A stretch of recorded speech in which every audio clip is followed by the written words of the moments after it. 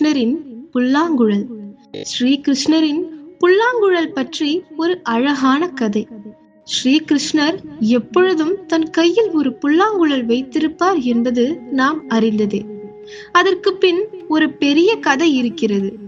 கிருஷ்ணர் தினந்தோறும் தோட்டத்திற்கு சென்று எல்லா செடி கொடிகளிடமும் நான் உங்களை நேசிக்கிறேன் என கூறுவார்.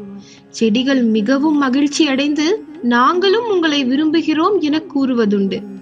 ஒரு நாள் ஸ்ரீ கிருஷ்ணர் சற்று கலவரத்துடன் அவசரமாக தோட்டத்திற்குள் நுழைந்தார். மூங்கில் செடியிடம் அவர் நேராக சென்றார்.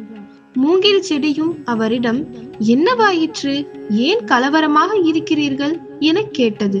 அதற்கு கிருஷ்ணர், எனக்கு உன்னிடம் ஏதோ கேட்க வேண்டும், ஆனால் அது மிகவும் கஷ்டமானது என கூறினார். மூங்கில் செடியும், அது எதுவானாலும் சரி, நான் கொடுக்க தயார் என பதில் கூறியது. உடனே கிருஷ்ணர், எனக்கு உன் உயிர் வேண்டும், அதற்கு நான் உன்னை வெட்ட வேண்டும் என்றார். மூங்கில் சற்று நேரம் யோசித்த பின், வேறு வழி ஏதும் இல்லையா என கேட்டது. கிருஷ்ணர் வேறு வழி இல்லை என்றதும் மூங்கில் சரணாகதி அடைந்து தன்னை அர்ப்பணித்தது. கிருஷ்ணர் மூங்கிலை வெட்டி அதனுள் துளைகளை செய்தார். வலி தாங்க முடியாமல் மூங்கில் அழுது கொண்டே சகித்து கொண்டது.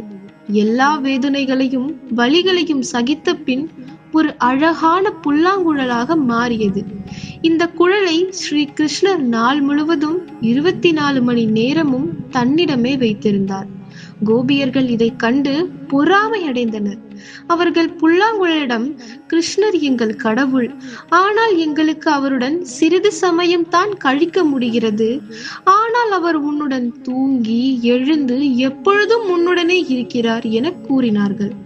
ஒரு நாள் புல்லாங்குழலிடம் அந்த ரகசியத்தை கேட்டனர். புல்லாங்குழல், எனக்குள் ஒன்றுமே இல்லை என்பது தான் அந்த ரகசியம். கடவுள் என்னை என்ன வேண்டுமானாலும், எப்படி வேண்டுமானாலும், எப்பொழுது வேண்டுமானாலும் மாற்றிக்கொள்வார் என கூறியது. இதுதான் பூரண சரணாகதி. கடவுள் நம்மை எப்படி வேண்டுமானாலும் மாற்றுவதற்கு நாம் தயாராக இருக்க வேண்டும். அதற்காக பயப்பட வேண்டிய அவசியம் இல்லை.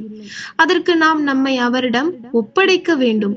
உண்மையில் நான் என்பது என்ன? எல்லாமே அவரே ஆகும். நீதி. நமக்கு எது நல்லது என்று கடவுளுக்குத்தான் தெரியும். அவர் நமக்காக திட்டம் போட்டு வைத்திருக்கிறார். நம் காரியத்தை நல்ல சிறந்த முறையில் செய்து மற்றவை அனைத்தையும் கடவுளிடம் விட்டுவிட வேண்டும். நம் பார்வை வரையறுக்கப்பட்டது. பின்னால் எல்லாம் நம் நன்மைக்கே என்று உணராமல் சோதனைகளை எதிர்கொள்ள பயப்படுகிறோம். கடவுளிடம் சரணாகதி அடைந்து விட்டால் அவர் நம்மை ஏற்று எப்பொழுதும் நல்லதையே செய்வார். ஹரே கிருஷ்ணா.